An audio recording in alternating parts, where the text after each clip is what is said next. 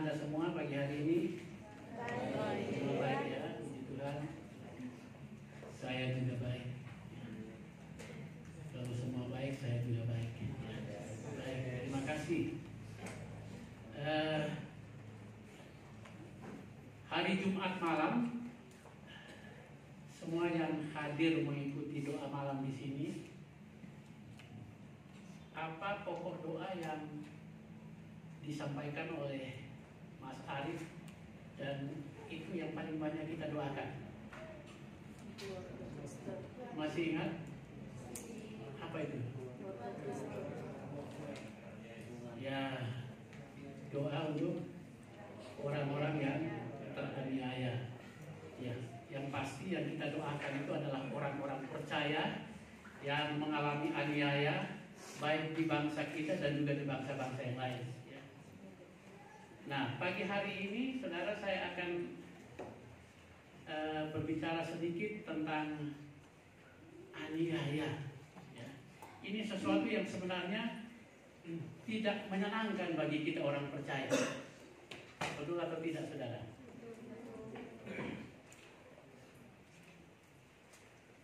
Sebagai orang percaya, seringkali kita berpikir, kenapa harus ada aniaya? Bukankah kita ini anak-anak Tuhan, milik Tuhan, harusnya tetap terlindung aman di tengah dunia ini? Betul atau tidak, saudara? Itu seringkali pikiran saya juga seperti itu. Dan saya rasa ini sesuatu yang wajar kalau kita berpikir seperti itu. Kita kan anak-anak Tuhan, ya. Harusnya kita di tengah dunia ini, walaupun dunia kacaunya seperti apa, kita ada di dalam lingkungan yang tidak menyenangkan, tetapi sebagai anak-anak Tuhan seharusnya tidak perlu kita harus ada di dalam aniaya. Tetapi di dalam kenyataannya, ya, faktanya adalah banyak orang percaya yang mengalami aniaya. Kita di sini bersyukur. Kita masih aman, tentram, ya. Walaupun memang seringkali ada penutupan gereja di mana-mana, ya. Kemudian ada orang-orang percaya yang juga mengalami aniaya, ya. Tetapi kita di sini masih bisa duduk aman. Kita masih bisa memuliakan Tuhan dengan bebas. Kita masih bisa berbakti dengan bebas.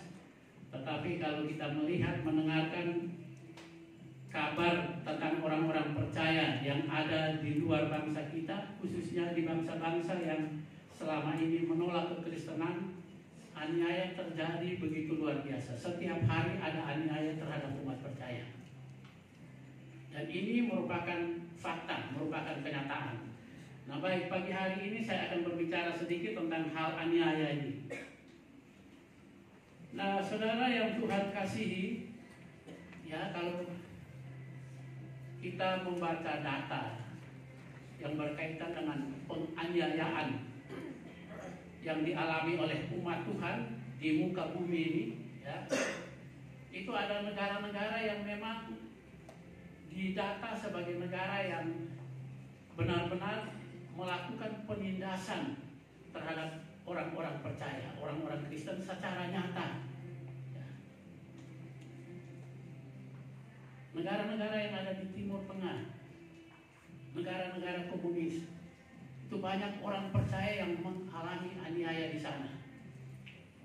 Aniaya mereka itu tidak hanya sekedar intimidasi, tetapi juga sampai kepada aniaya terhadap fisik mereka dan bahkan nyawa mereka. Banyak orang yang mati karena nama Yesus.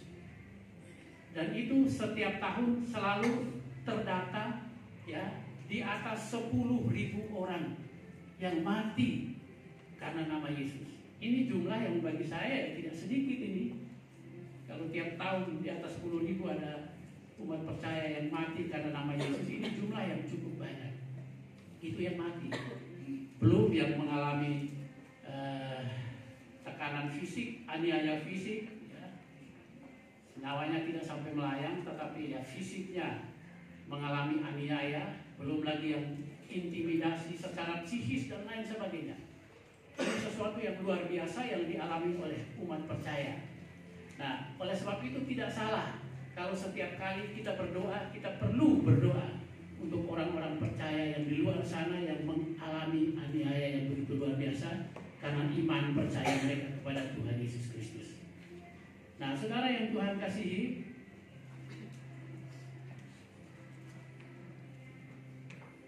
saya mau kita baca dulu Matius pasal 10 ayat yang ke-22.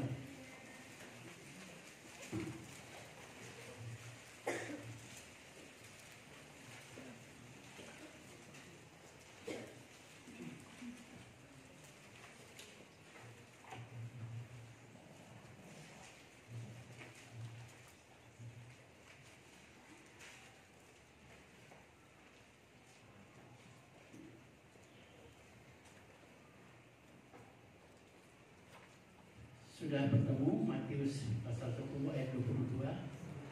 Mari kita baca bersama-sama. 2, 3.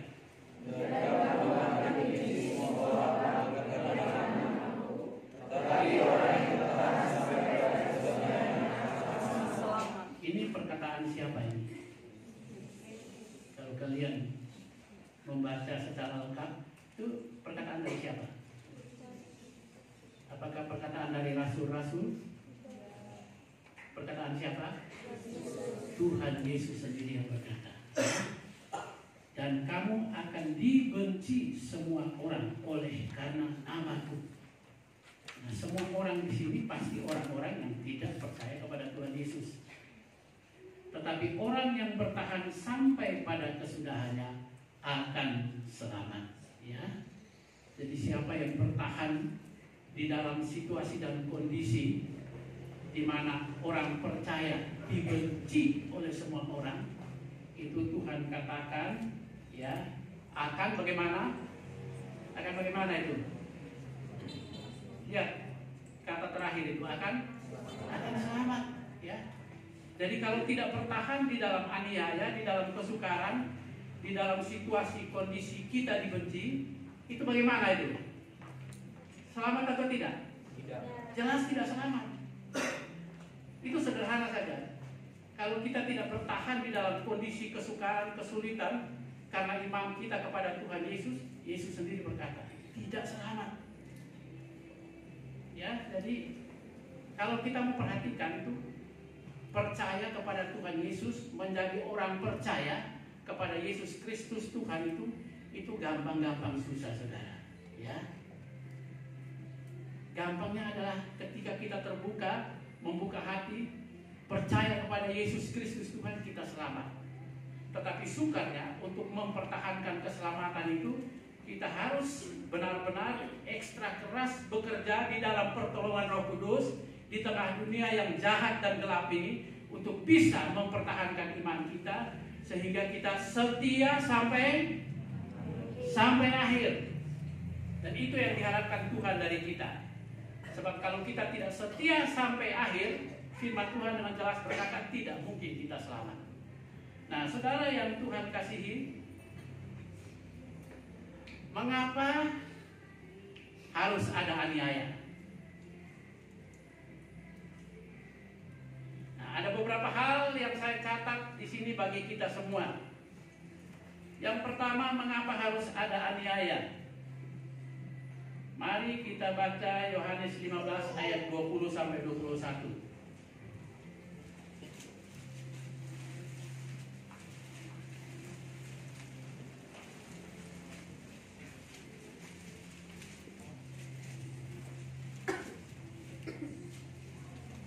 Yohanes pasal 15 ayat 20 sampai dengan ayat yang ke-21.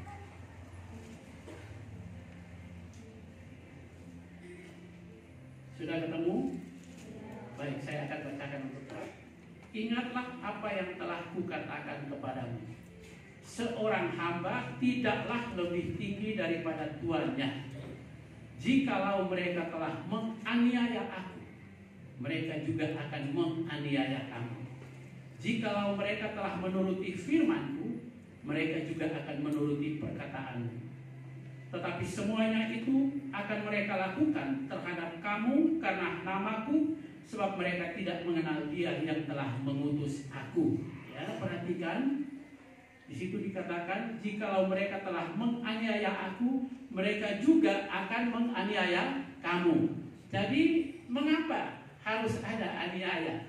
Itu yang pertama, karena Tuhan kita juga sudah dianiaya. Betul atau tidak? Tuhan Yesus sendiri berkata,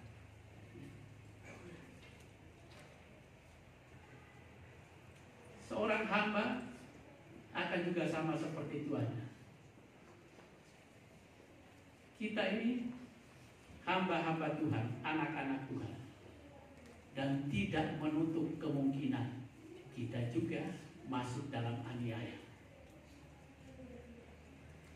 Karena apa? Karena Tuhan kita juga sudah mengalami aniaya. Oleh karena itu ada kemungkinan kita juga bisa masuk dalam aniaya. Aniaya itu bentuknya macam-macam. Jadi kalau saya katakan aniaya, jangan terus kemudian bayangan saudara, wah, jangan-jangan kita juga mati seperti Tuhan Yesus. Tentunya tidak seperti itu. Tetapi Tuhan Yesus mengingatkan murid-muridnya, termasuk kita juga sebagai murid-muridnya, untuk menyadari bahwa aniaya itu terbuka untuk kita semua, termasuk saya yang berdiri dan ngomong di sini. Karena apa? Karena Tuhan Yesusmu sudah berbicara. Oleh karena itu, di dalam kita mengiring Dia, kita juga harus menyiapkan diri untuk semua situasi dan kondisi yang bisa terjadi di dalam hidup kita sebagai pengiring-pengiring Kristus. Kita harus bisa siap untuk apapun yang terjadi di dalam kehidupan kita. Saudara, ini tidak bermaksud menakut-nakuti saudara. Waktu Yesus bicara dengan murid-muridnya, Dia juga tidak sedang menakut-nakuti murid-muridnya. Tapi Dia berbicara fakta, kenyataan. Begitu juga ketika firman Tuhan disampaikan kepada saudara, itu tidak bermaksud menakut-nakuti saudara. Tetapi ini fakta yang disampaikan kepada saudara dan saya agar kita mengerti. Hidup sebagai orang Kristen, orang percaya itu bukan hidup ongkang-ongkang. Tetapi harus ada sesuatu yang kita kerjakan di dalam diri kita, ya, untuk tetap bisa mempertahankan iman percaya kita di tengah dunia yang memang seperti ini kondisinya. Ya, jadi ini yang pertama. Kenapa aniaya harus ada? Sebab Yesus Tuhan kita juga sudah dianiaya. Dan oleh karena itu terbuka kemungkinan bagi kita untuk juga masuk dalam aniaya. Sudah mengerti ini ya? Ini yang pertama. Kemudian yang kedua. Kenapa harus ada aniaya? Aniaya ada karena memang itu kemauannya musuhnya Allah. Siapa itu musuhnya Allah? Siapa? Iblis. Itu maunya dia seperti itu. Dia itu musuhnya Tuhan. Dan oleh karena itu anak-anak Tuhan, pengikut-pengikut Tuhan itu juga pasti menjadi musuhnya. Kalau menjadi musuh berarti jadi target, betul atau tidak? Kita semuanya targetnya iblis. Makanya Tuhan Yesus katakan, aku mengutus kamu sama seperti domba masuk ke kawanan serigala. Bukan serigala satu ekor yang menyusup ke tengah domba, tetapi domba masuk ke tengah serigala. Ini sesuatu yang menakutkan saudara. Serigala itu cukup satu ekor saja, dia bisa memporak-porandakan ribuan ekor domba. Nah, kita disuruh domba masuk ke tengah kawanan serigala. Ini kan sebenarnya situasi dan kondisi yang kalau kita pikir secara logika ini menakutkan. Betul atau tidak? Satu ekor serigala saja bisa porak-porandakan ratusan ekor domba. Nah, apalagi hanya satu ekor domba masuk di tengah-tengah serigala. Nah, ini luar biasa.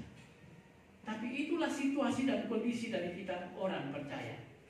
Kita umat percaya. Nah, memang setan maunya seperti itu. Apalagi firman Tuhan sendiri berkata bahwa dunia ini saat ini ada di bawah kuasa si jahat. Kalau saudara baca di dalam 1 Yohanes 5 ayat 19, di situ dikatakan dunia ini ada di bawah kuasa si jahat. Memang Tuhan izinkan dunia ini masih ada di dalam pengaruh jahat. Nah, karena dia memang punya pengaruh di dunia ini, ada kesempatan yang Tuhan berikan bagi dia. Dia akan berusaha dalam sekuat tenaga, ya, untuk menekan, mengintimidasi, menganiaya, bahkan membunuh orang percaya.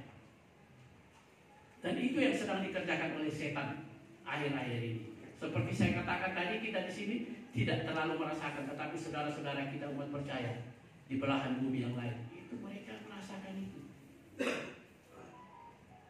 Dan kita harus menyadari bahwa memang iblis sedang bekerja dengan ekstra keras. Kalau saudara baca di dalam Wahyu 12 ayat 12, kita baca bersama.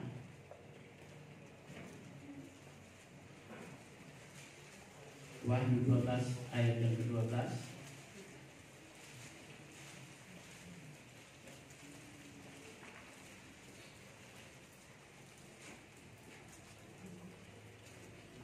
Sudah ketemu, saya akan bacakannya. Karena itu bersukacitalah hai sorga dan hai kamu sekalian yang di dalamnya, yang diam di dalamnya. Celakalah kamu hai bumi dan laut, karena iblis telah turun kepadamu dalam geramnya yang dahsyat, karena ia tahu bahwa waktunya sudah singkat. Saudara, kita semua menyadari bahwa ini zaman akhir. Iblis juga tahu. Kita tahu, apalagi iblis. Dia tidak maha tahu, tetapi dia tahu banyak, lebih dari kita manusia. Dia tahu bahwa kesempatan baginya itu sudah sangat singkat. Dan oleh karena itu, dia bekerja dengan ekstra keras untuk kalau bisa sebanyak mungkin manusia digeret masuk ke dalam api yang kekal, termasuk orang percaya.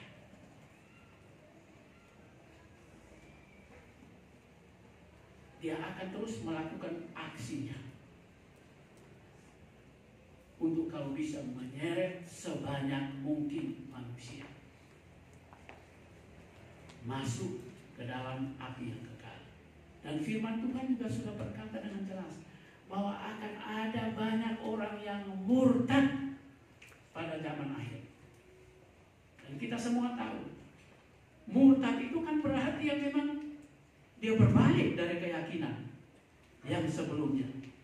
Dan ini akan terjadi juga di dalam kehidupan orang percaya. Akan ada banyak orang yang murtad, berbalik, menyangkal Yesus karena mengikuti kemauan dari si jahat. Saya berdoa dan kita berdoa agar supaya kita tidak masuk dalam bilangan orang-orang yang seperti itu, tetapi kita termasuk bilangan orang-orang yang tetap ada di dalam perlindungan Tuhan dan tidak keluar dari sana. Amin.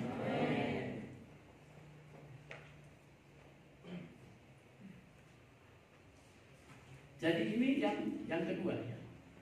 Dunia ini masih ada di bawah kendali si jahat. Dan oleh karena itu ia tetap berusaha dengan keras untuk bisa menyeret sebanyak mungkin orang mengikuti dia. Nah, kemudian yang ketiga, kenapa harus ada aniaya? Saudara yang Tuhan kasihi, ini mungkin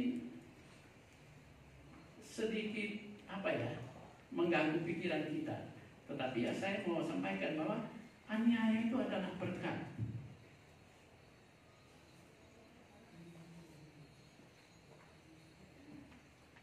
Bagi kita orang percaya, aniaya itu berkat. Kita baca dulu beberapa ayat. Mari baca 1 Petrus pasal 4 ayat yang ke-12.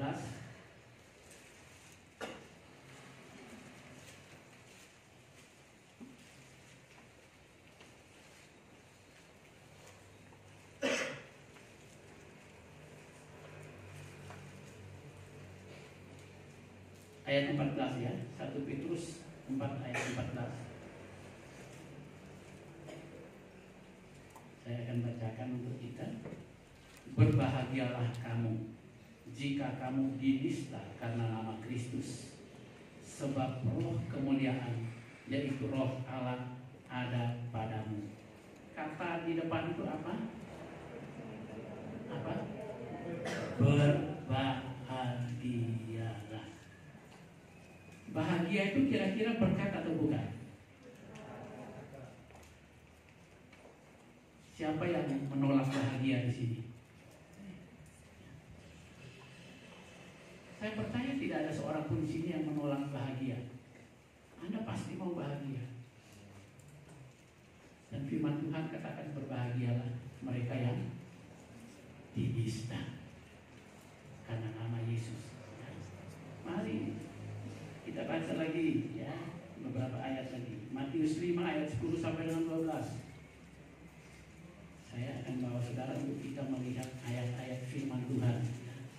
Jadi saya tidak asal ngomong di sini, tetapi apa yang saya katakan, saya sampaikan itu berdasarkan firman Tuhan, apa yang dicatat di dalam Alkitab. Matius 5 ayat 10 sampai dengan ayat yang ke-12. Sudah ketemu? Saya katakan, berbahagialah orang yang dianiaya. Selalu perhatikan kata depan itu ya. Berbahagialah orang yang dianiaya oleh sebab kebenaran, karena merekalah yang empunya kerajaan surga. Berbahagialah kamu jika karena aku kamu dicela dan dianiaya, dan kepadamu difitnahkan segala yang jahat. Bersukacita dan bergembiralah, karena upahmu besar di surga. Sebab demikian juga telah dianiaya nabi-nabi yang sebelum kamu.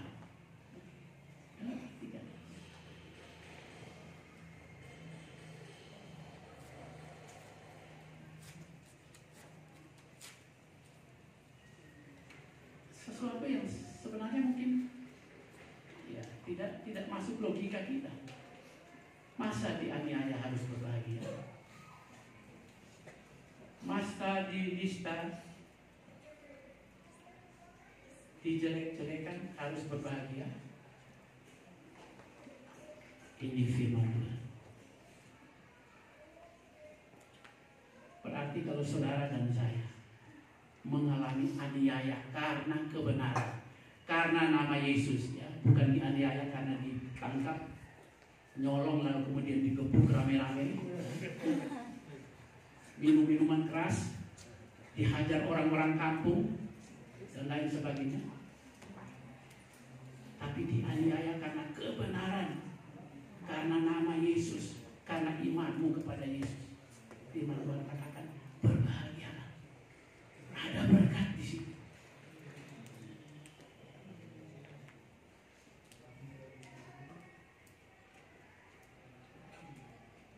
Jadi aniaya itu adalah berkat. Ya. Mari sama-sama katakan aniaya itu berkat. 2, 3. Aniaya itu berkat.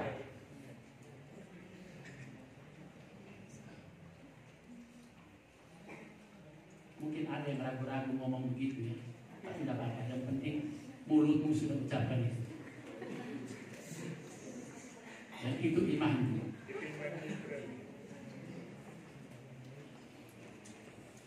Itu yang ketiga. Kemudian yang keempat. Aniaya itu kenapa harus ada? Karena diizinkan Tuhan. Amin. Ya. Saudara, saya mau katakan, kalau Tuhan tidak izinkan, apapun tidak akan terjadi, termasuk aniaya. Dia yang pegang kendali, dia yang atur segala sesuatu. Oleh karena itu, apapun yang terjadi harus dalam izinnya Tuhan. Amin.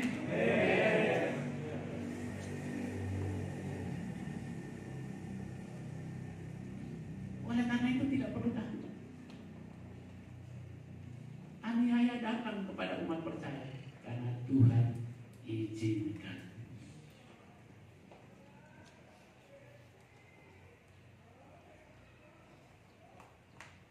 kita juga belajar untuk tahu apapun yang terjadi dalam hidupmu dan hidupku, apapun kondisi hidupmu dan hidupku, itu semua ada di dalam izin Tuhan.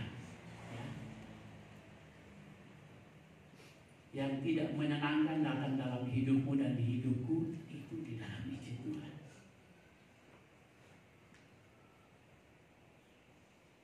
Oleh karena itu kita belajar untuk menerima. Ya. Apa saja yang datang dalam hidup kita harus kita katakan, Tuhan izinkan itu datang dalam hidupku, terjadi dalam hidup. Tidak terjadi secara apa? Yang biasa kalian ucapkan. Kebetulan. Kebetulan. Tidak ada sesuatu pun yang terjadi secara kebetulan di dalam hidupmu dan hidupku. Apalagi kita anak-anak Tuhan. Allah yang pegang kendali. Oleh karena itu kalau dia izinkan iblis lakukan sesuatu menggoncangkan dunia ini, turun dengan geram yang kuat, ya, Tuhan bilang, oh kamu lakukan itu, tapi dalam kendaliku. Aku izinkan kau lakukan itu, tapi tetap dalam kendaliku. Sama seperti waktu iblis datang kepada Tuhan dan ingin mencobai Ayub, masih ingat kisahnya ya? Dan dia harus dialog dulu dengan Allah kan? Dia ngomong dulu dengan Tuhan, ngobrol dulu dengan Tuhan. Dia minta izin. Dia bilang, Tuhan, kan Tuhan lihat ini Ayub itu salehnya luar biasa. Tapi itu karena Tuhan pasang pagar. Tapi coba kalau Tuhan angkat pagarnya, kira-kira apa yang terjadi? Lalu kemudian Tuhan bilang, silahkan, kamu boleh lakukan apa saja terhadap dia, tetapi jangan sentuh nyawanya. Ada pagar kan? Allah tetap berdaulat. Allah izinkan, tetapi ia tetap berdaulat. Karena apa? Dia pencipta segala sesuatu. Iblis itu juga ciptaannya Allah. Oleh karena itu, apapun yang terjadi, termasuk aniaya terhadap umat percaya, itu semua terjadi karena izinnya Tuhan. Semua katakan amin. Amin ya. Aniaya itu diizinkan oleh Tuhan. Nah, baik saudara yang Tuhan kasihi. Nah, kira-kira Tuhan mengizinkan adanya aniaya itu apa ya? Kalau menurut perenungan saya, Tuhan pakai aniaya itu sebagai alat untuk menguji kita umat percaya.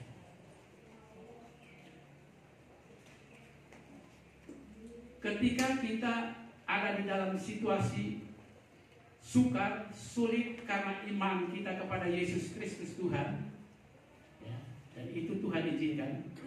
Sebenarnya tujuan Tuhan hanya satu, menguji kita. Sekali lagi, Allah itu tidak pernah mencobai, tetapi Allah menguji. Memang Tuhan bisa pakai pencobaan sebagai alat untuk menguji kita, tetapi Allah tidak pernah mencobai. Kenapa? Ya, pencobaan itu kan tujuannya menghancurkan, tetapi ujian itu tujuannya adalah untuk mengangkat kita. Ya, saudara ikut ujian sekolah, ya, ujian akhir semester, ujian akhir tahun untuk lulus pendidikan. Itu apakah ujian itu tujuannya untuk menghancurkan saudara? Ya, ujian itu tujuannya membawa Anda untuk lulus. Kalau sampai tidak lulus, ya itu memang risiko Anda sendiri. Tetapi tujuan Tuhan adalah membawa kita sebagai anak-anaknya untuk lulus di dalam ujian. Oleh karena itu lewat aniaya Tuhan sedang menguji kita. Nah baik, kita akan lihat apa sebenarnya yang Tuhan uji lewat aniaya. Saya yakin yang pertama itu adalah Tuhan lewat aniaya itu sedang menguji kasih umat percaya kepada Tuhan. Banyak orang yang selalu ngomong aku mengasihi Tuhan. Bahkan nyanyinya keras. Aku mengasihi Engkau Tuhan. Ngomong dan nyanyinya suaranya keras, angkat tangan. Itu keluar dari mulut seperti itu. Tapi dalam hati dan tindak tanduknya, tingkah lakunya sebenarnya menunjukkan tidak mengasihi Tuhan. Betul atau tidak saudaraku yang terkasih?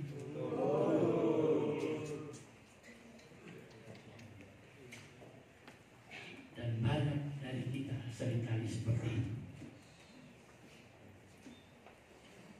Ngomong mengasihi Tuhan, mulut keluar begitu tepat, aku mengasihi Tuhan. Tapi kalau dicek hidupnya,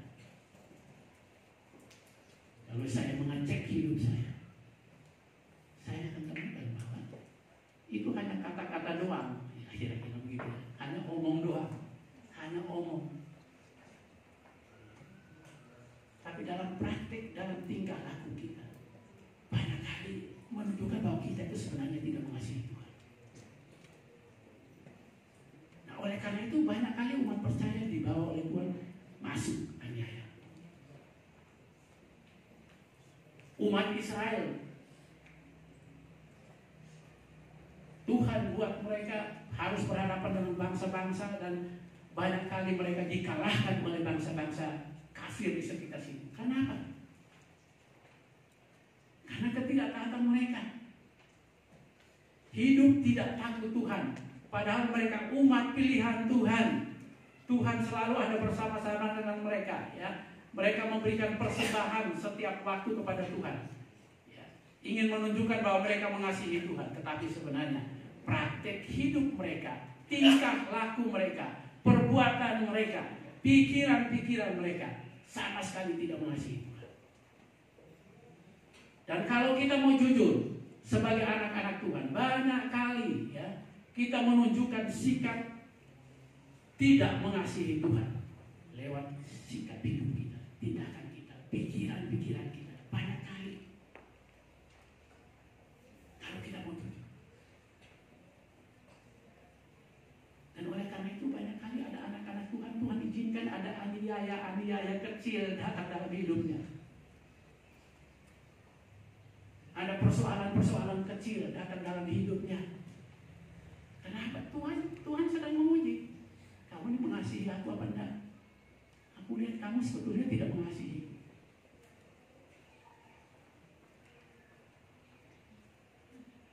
Mari hal ini menjadi perenungan kita bersama-sama. Termasuk saya pribadi. Saya ngomong begini, tapi saya juga ngomong kepada diri saya. Tidak hanya kepada Anda. Oleh karena itu saya tidak berani tunjuk begini. Karena begitu saya tunjuk satu jari, saya tunjuk kalian, tiga itu tunjuk diri saya.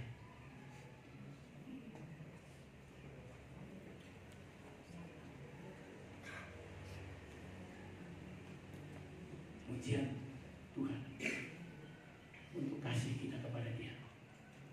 Ini menunjukkan bahwa kasih kepada Tuhan itu sangat penting dan itu harus menjadi prioritas kita. Amin. Amin yang keras dulu. Amin. Kasih kita kepada Tuhan harus menjadi prioritas.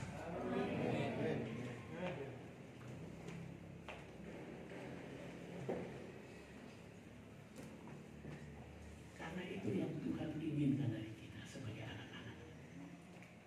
Ia sudah terlebih dahulu mengasihi kita. Dan kasih Tuhan kepada kita itu tidak tanggung-tanggung. Ia menyerahkan, Bapa itu menyerahkan anaknya yang tunggal, Tuhan Yesus Kristus, mati di atas kayu salib untuk menanggung dosa pelanggaran kita. Kalau saudara dan saya hari ini bisa duduk seperti ini ya, ganteng-ganteng, cantik-cantik semua ya, bisa memuliakan Tuhan, bisa menghormati Dia hari ini, semua itu karena kebaikan Tuhan, karena kasih Tuhan yang begitu luar biasa yang sudah dinyatakan dalam hidup. Oleh karena itu, mari kita juga belajar untuk mengasihi Dia. Tidak hanya sekedar ucapan kita, tetapi tindakan kita sehari-hari harus kita tunjukkan bahwa kita benar-benar sedang mengasihi Tuhan kita. Ya.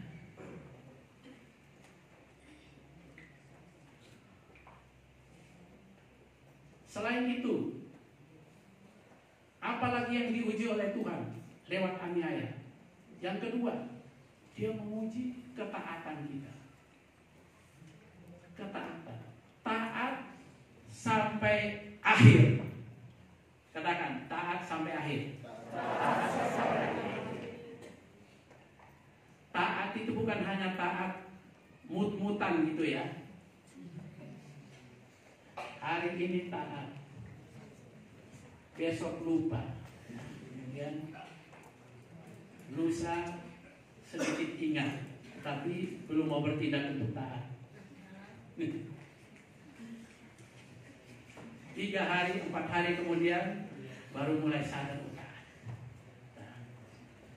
Taatnya nggak genap 1 hari, mungkin hanya berapa jam, kemudian lupa lagi.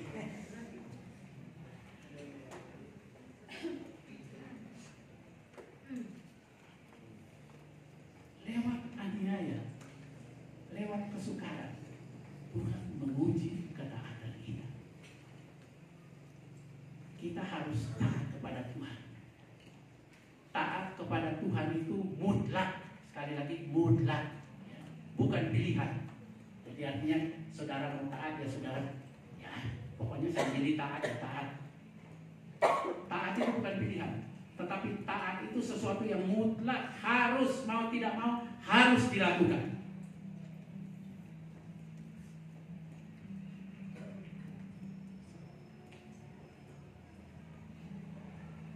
Dan kita taat di dalam kesetiaan. Setia itu berarti ya sampai akhir.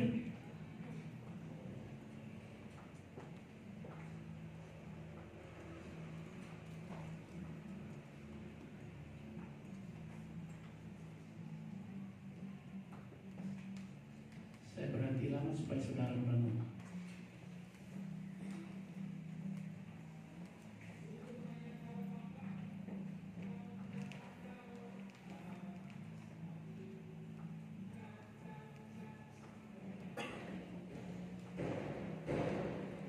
Saya mau katakan, ketaatan itu sama seperti kunci rumah berkat. Ada berkat di dalam sebuah rumah. Saudara bisa ambil berkat di dalam rumah yang terkunci itu kalau ada apanya? Ada kuncinya. Dan kunci itu adalah ketaatan. Kalau ingin menikmati berkat Tuhan, berkat di sini saya tidak katakan saudara harus kaya raya seperti Raja Salomo, tidak demikian.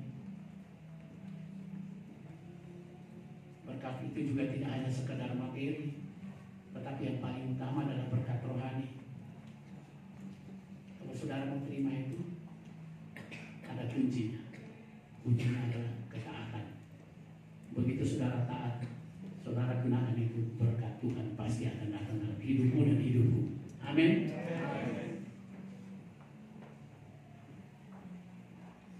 Dan ketaatan kita perlu diuji oleh Tuhan.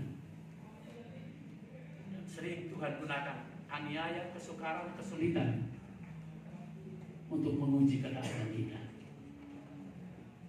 Selain itu, ujian untuk apa, saudara? Aniaya Tuhan pakai sebagai alat, sebagai sarana untuk menguji keberanian dan daya tahan hidup kita.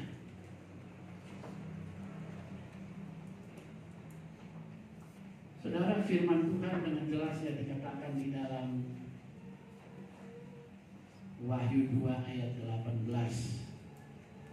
Wahyu 21 ayat 8, maaf ya.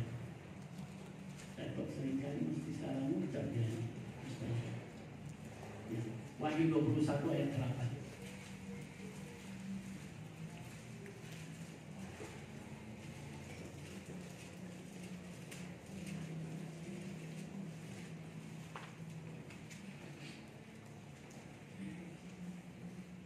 Sudah ketemu? Saya akan baca. Tetapi orang-orang penakut, orang-orang yang tidak percaya, orang-orang keji, orang-orang pembunuh, orang-orang sundal, tukang-tukang sihir, penyembah-penyembah berhala dan semua pendusta mereka akan mendapat bagian mereka di dalam lautan yang menyala-nyala oleh api dan belerang. Inilah kematian yang kedua. Saudara, ini ada daftar dari orang-orang yang akan masuk dalam kematian yang kedua. Ya, daftar orang-orang dengan perbuatan mereka. Nah, yang kita perhatikan di sini, ini justru perbuatan, ya bukan perbuatan, ya tindakan penakut. Ya. Penakut ini justru nomor satu ya. Ini kok bukan pemerkosa atau pembunuh atau ini, tapi kok penakut ini yang ditempatkan pertama.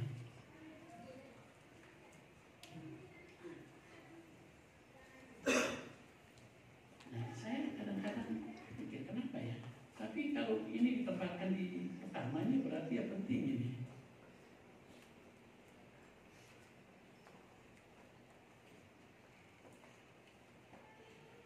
Aniaya, kesukaran, Tuhan pakai sebagai ujian untuk menguji keberanian kita dan daya tahan kita, daya juang kita di tengah dunia, di dalam mempertahankan iman kita dan menjalani hidup kita sebagai orang-orang percaya.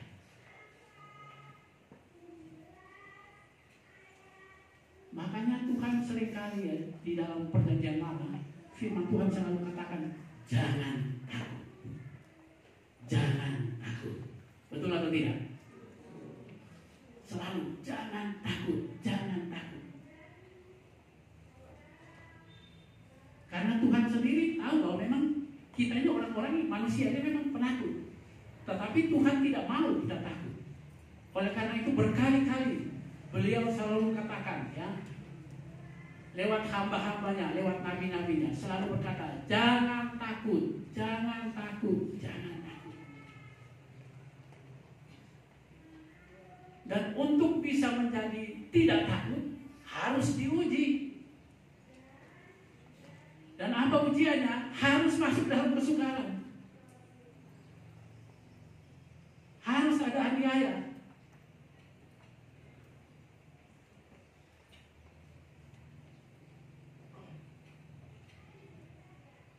Agar supaya kita belajar tidak takut. Tidak takut dengan persoalan hidup. Tidak takut untuk mempertahankan iman percaya kita kepada Tuhan Yesus Kristus. Tidak takut untuk melakukan kebenaran. Karena ada banyak orang takut melakukan kebenaran. Tapi kalau melakukan yang jahat, melakukan yang tidak benar, lancarnya luar biasa. Tapi kalau mengerjakan kebenaran,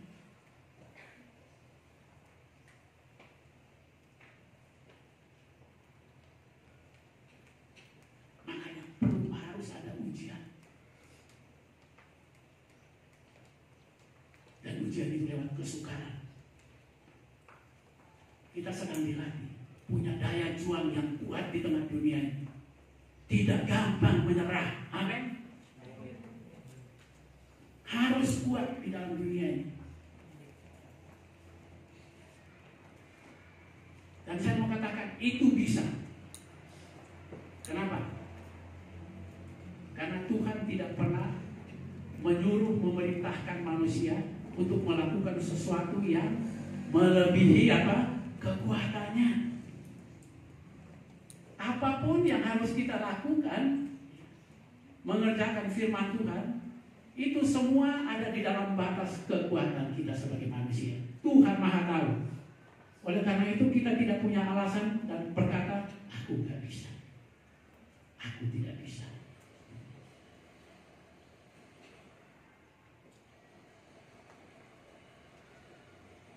Apalagi ada Roh Kudus.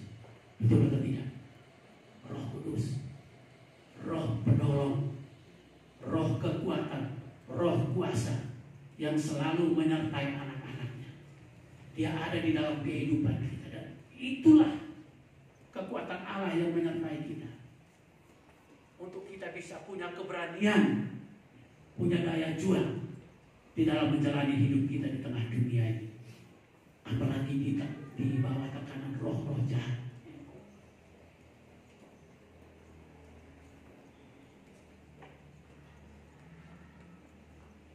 Jadi yang ketiga ini adalah ujian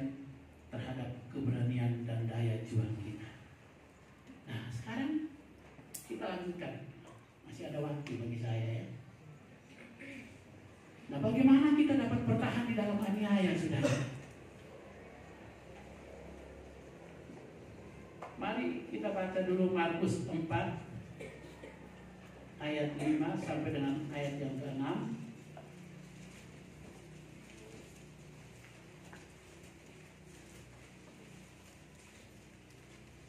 Markus 4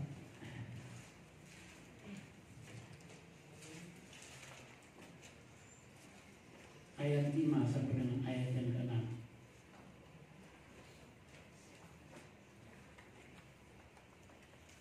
Ini perumpamaan tentang seorang penabur ya. Semua kita pasti sudah sering membaca.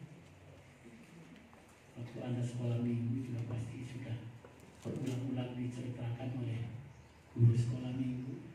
Jadi pasti sudah melotot di sini ya, apalagi yang calon-calon hamba-hamba Tuhan itu pasti lebih banyak. Baik, saya katakan ya, sebagian jatuh di tanah yang berbatu-batu yang tidak banyak tanahnya, lalu benih itu pun segera tumbuh karena tanahnya tipis. Tetapi sesudah matahari terbit, layulah dia dan menjadi kering karena tidak berakar. Nah, ini perumpamaan Tuhan Yesus. Kemudian Tuhan Yesus memberikan pengertiannya itu di ayat yang ke-16 dan 17. Ayat 16.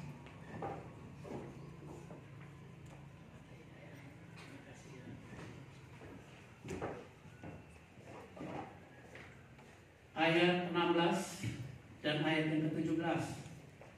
Di situ dikatakan demikian. Demikian juga yang ditaburkan di tanah yang berbatu-batu ialah orang-orang yang mendengar firman itu dan segera menerimanya dengan gembira, tetapi mereka tidak berakar dan tahan sebentar saja. Apabila kemudian datang penindasan atau penganiayaan karena firman itu, mereka segera murtad. Ya. Jadi saudara, kalau kita mau bertahan di dalam kesukaran, di dalam aniaya, di dalam tekanan dan persoalan, ya yang pertama itu firman Tuhan itu harus bertumbuh dan berakar dalam hidup kita. Jadi kalau kita baca Alkitab, dengar firman Tuhan, ya, itu jangan biarkan firman itu hanya di atas permukaan saja. Apalagi jatuhnya di tanah yang berbatu. Izinkan firman Allah itu masuk menembus ke hatimu, roh jiwamu, pikiranmu, supaya di dalam pertolongan Roh Kudus firman itu dicerna, sehingga kita mengerti dengan sungguh-sungguh firman Allah. Ketika kita mengerti dengan sungguh-sungguh, kita akan berusaha untuk menyimpannya di dalam hati kita, di dalam hidup kita. Dan itu akan menjadi kekuatan bagi hidup kita.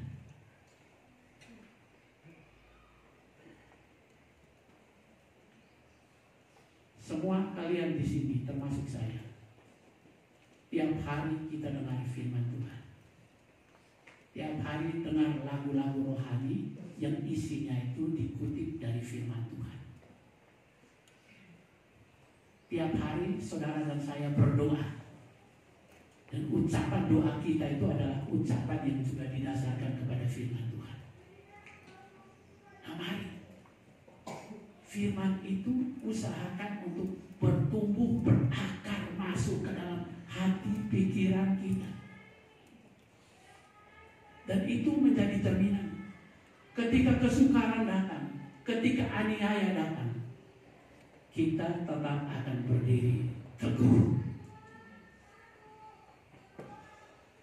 Kita tidak akan goyah.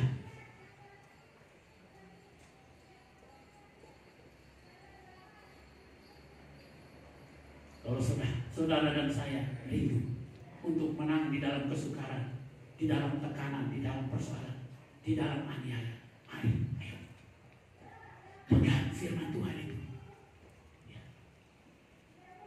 Kalau saudara buka Alkitab dan baca dan kemudian renungkan. Jangan baca asal baca aja dan kemudian lalu begitu saja. Waktu dengar firman Tuhan juga begitu, dengar dari telinga kiri, jangan kemudian keluar dari telinga kanan.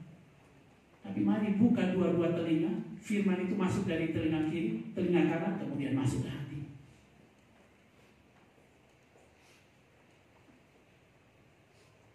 Dan saya percaya, berdasarkan firman Tuhan ini, kita akan bertahan di dalam kesukaran aniaya. Kalau firman Allah benar-benar berakar kuat di dalam kehidupan kita. Amin. Haleluya. Ini yang pertama. Kemudian yang kedua, kalau saudara dan saya ingin bertahan di dalam aniaya, ayo berusaha untuk menjadi orang percaya yang dewasa. Jangan tetap menjadi kanak-kanak rohani. Bayi tidak bisa berjuang untuk mempertahankan hidupnya atau menjalani hidupnya. Coba tanya Gio. Dia tetap bergantung pada papa mamanya.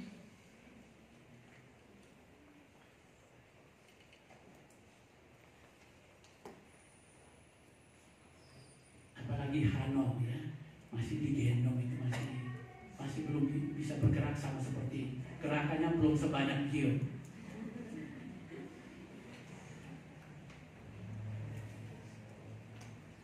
Tapi mereka tidak bisa berjuang untuk diri mereka. Ini ilustrasi. Kalau kita tetap menjadi bayi-bayi rohani, wah, itu sangat rentan terhadap aniaya dan kesukaran datang dalam hidupmu. Saudara akan kemudian menyangkal Tuhan. Oleh karena itu harus berusaha di dalam pertolongan Tuhan menjadi dewasa di dalam Tuhan. Amin. Jangan menjadi bayi-bayi rohani. Sedikit-sedikit minta perhatian. Perhatian kok sedikit-sedikit.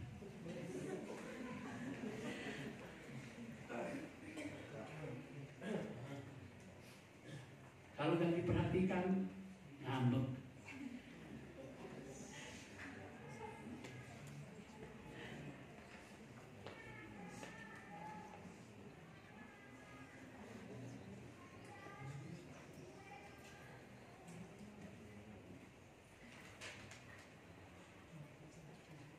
Saudara, orang yang dewasa secara rohani, bagi saya, ia adalah orang percaya yang tetap konsisten mengerjakan keselamatan yang sudah ia terima dari Tuhan.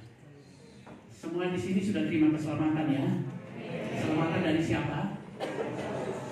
Tuhan kita Yesus Kristus. Tugas kita adalah tetap konsisten mengerjakan keselamatan yang sudah kita terima dari Dia. Keselamatan yang saudara terima itu bukan sekedar hiasan hidupmu, tetapi keselamatan yang sudah saudara dan saya terima itu harus dikerjakan setiap waktu. Kita harus berjuang mengerjakan keselamatan kita masing-masing. Ya, Rasul Paulus sudah berkata kepada sidang jemaat di Filipi 2 ayat 12. Kerjakanlah keselamatanmu dengan takut dan gentar. Dan itu harus kita lakukan. Kalau mau bertumbuh menjadi dewasa di dalam Tuhan. Orang-orang yang dewasa di dalam Tuhan adalah orang-orang yang siap mengerjakan keselamatannya. Mereka akan selalu berusaha untuk hidup benar dan takut akan Tuhan. Apalagi mereka akan berusaha untuk hidup mempersembahkan hidupnya itu sebagai persembahan yang berkenan di hadapan Tuhan. Kemudian apa lagi? Mereka juga akan hidup mempraktikkan iman percaya mereka di tengah dunia ini. Kemudian apa lagi? Mereka akan hidup dengan respon hati yang benar ketika ada proses tangan Tuhan terjadi dalam hidup mereka. Banyak kali orang percaya itu gagal di dalam menjalani proses tangan Tuhan atas hidupnya. Gagal karena apa? Karena reaksinya yang salah.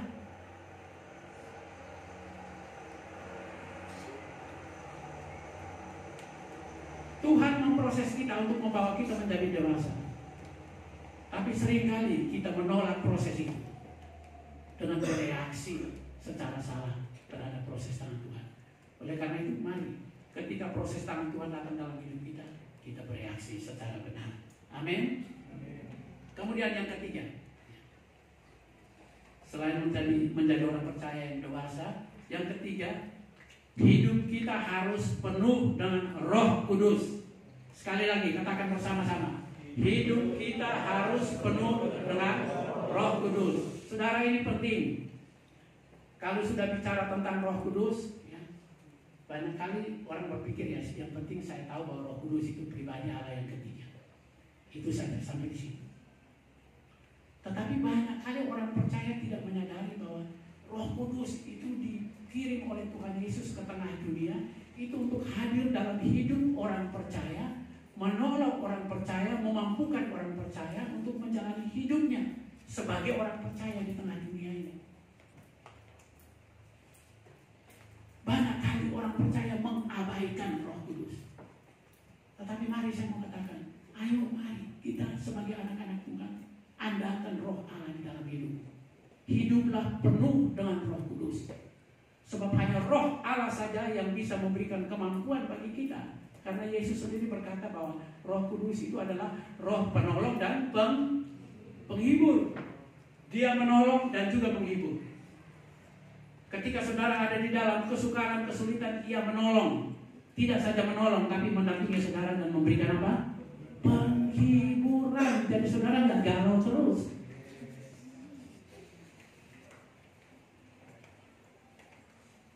Galau kok nggak ada habis-habisnya.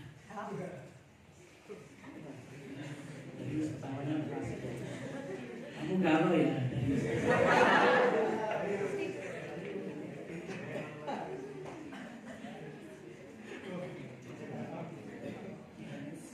Jadi ini serius ya, Roh Kudus.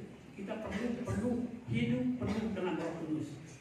Dan hanya Roh Allah saja yang bisa memampukan kita menjalani hari-hari hidup kita, apalagi di dalam aniaya dan kesukaran. Ya, saudara, kalau kita baca di dalam Kisah Para Rasul 7 ayat 55, ayo mari kita baca. Ini sebentar lagi saya selesai ya. Jangan galau ya. Jangan galau dan kalau miskin banyak ngomong. Tidak apa-apa. Ya.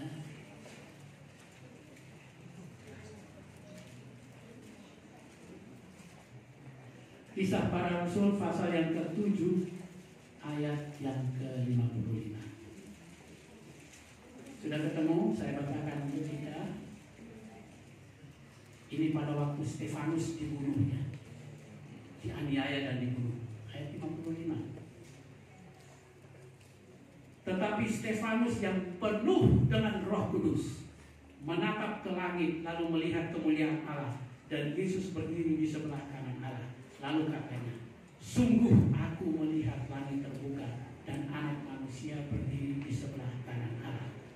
Maka berteriak-teriaklah mereka dan sambil menutup telinga serentak menyerbu dia. Mereka menyeret dia keluar kota lalu melemparinya. Dan saksi-saksi meletakkan jubah mereka di depan kaki seorang muda yang bernama Saulus.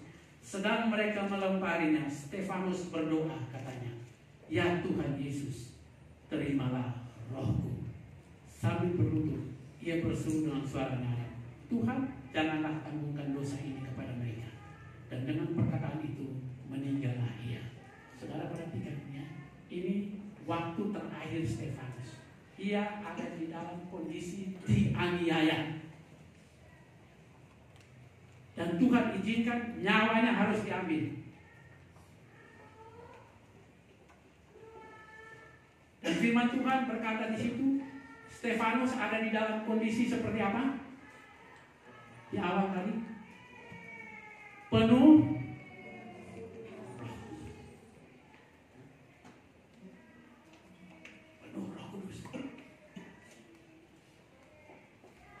Yesus yang kasih dia kemampuan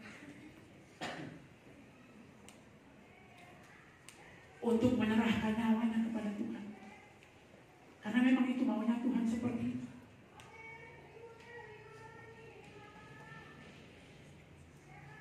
Kita harus penuh Roh Kudus bisa menghadapi banyak tantangan yang terjadi di dunia ini, ya.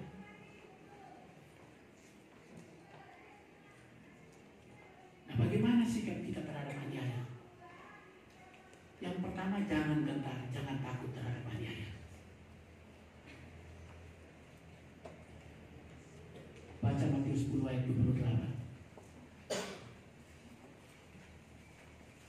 Matius 10 ayat 28.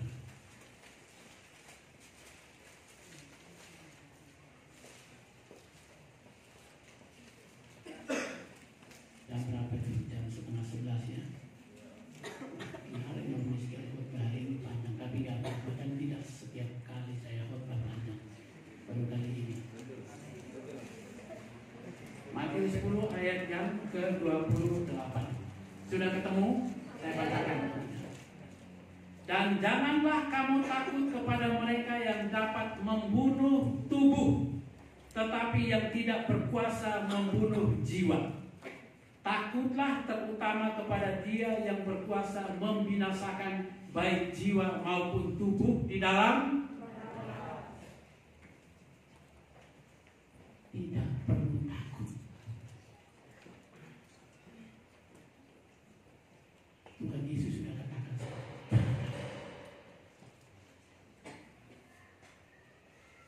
roh jahat itu yang bekerja melalui orang-orang yang tidak mengenal Tuhan, itu mereka hanya punya kuasa untuk mematikan tubuh ini, tapi mereka tidak punya kuasa terhadap nyawa, terhadap jiwa.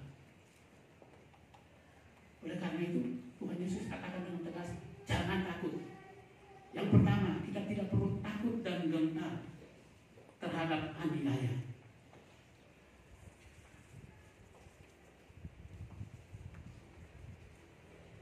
Tidak ada seorang pun yang bisa merebut kita dari tangan Allah.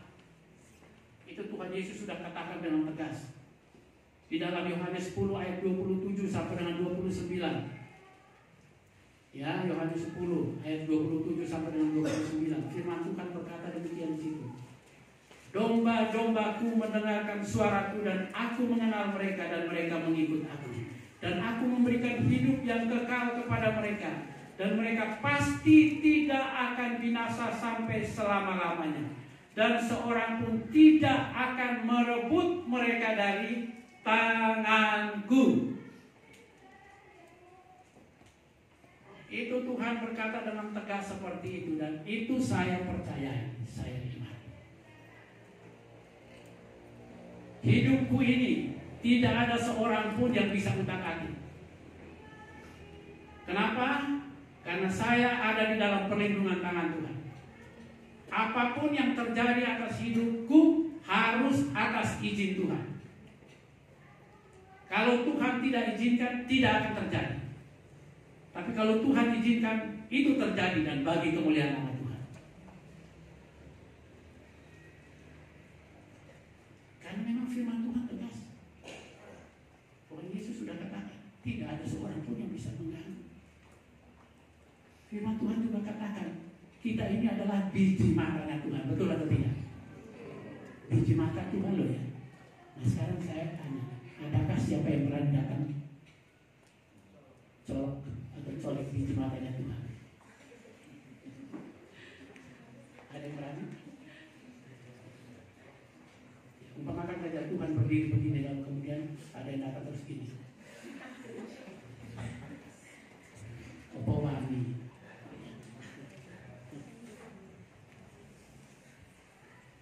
Tidak ada. Oleh karena itu tidak perlu takut ya. Jangan takut. Sekali lagi jangan takut.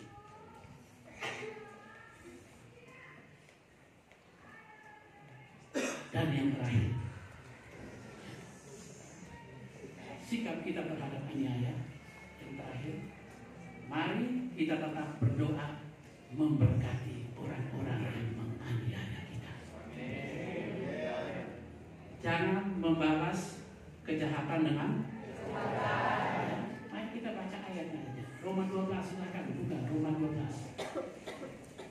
Baca ayatnya supaya kembali diingat. Supaya ingatannya tidak sepotong-sepotong, sepenggal-sepenggal, tetapi utuh. Roma 12 ayat 19. Saya akan bacakan untuk kita. Saudara-saudaraku yang terkasih, janganlah kamu sendiri menuntut pembalasan, tetapi berilah tempat kepada murka Allah, sebab ada tertulis, pembalasan itu adalah hakku, akulah yang akan menuntut pembalasan, firman Tuhan. Tetapi jika seterumu lapar, ya, musuhmu lapar, ya, penganiayamu lapar, berilah dia makan. Jika ia haus, berilah dia minum. Dengan berbuat demikian, kamu menumpukan bara api di atas kepalanya. Janganlah kamu kalah terhadap kejahatan, tetapi kalahkanlah kejahatan dengan kebaikan. Ya, puji Tuhan. Itulah sikap kita orang percaya di dalam menghadapi aniaya. Tidak membalas, tetapi mari berdoa memberkati mereka. Ya, oleh karena itu kalau kita berdoa untuk mereka yang menganiaya orang percaya, tidak pernah orang percaya katakan Allah balas mereka, Tuhan seret mereka, bawa mereka langsung ke neraka. Orang-orang yang percaya Yesus tidak seperti itu. Tidak seperti mereka yang percaya Allah yang abal-abal. Allah abal-abal. Ya. Allah telah.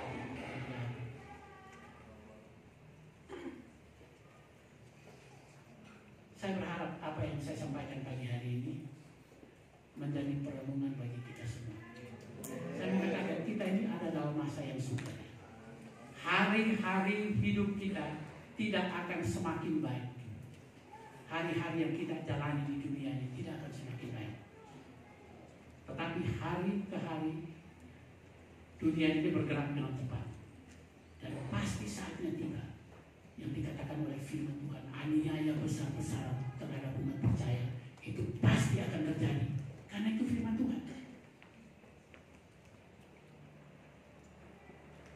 Dan mari saya ajak kita berdiri bersama, kita baca ada 2 ayat terakhir, berdiri bersama-sama.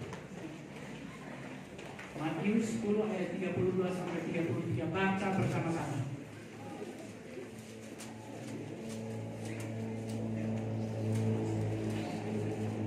Sudah ketemu Matius 10 ayat 32 sampai dengan 33. Sudah bertemu ya? Saya hitung sampai 3, silakan baca bersama-sama.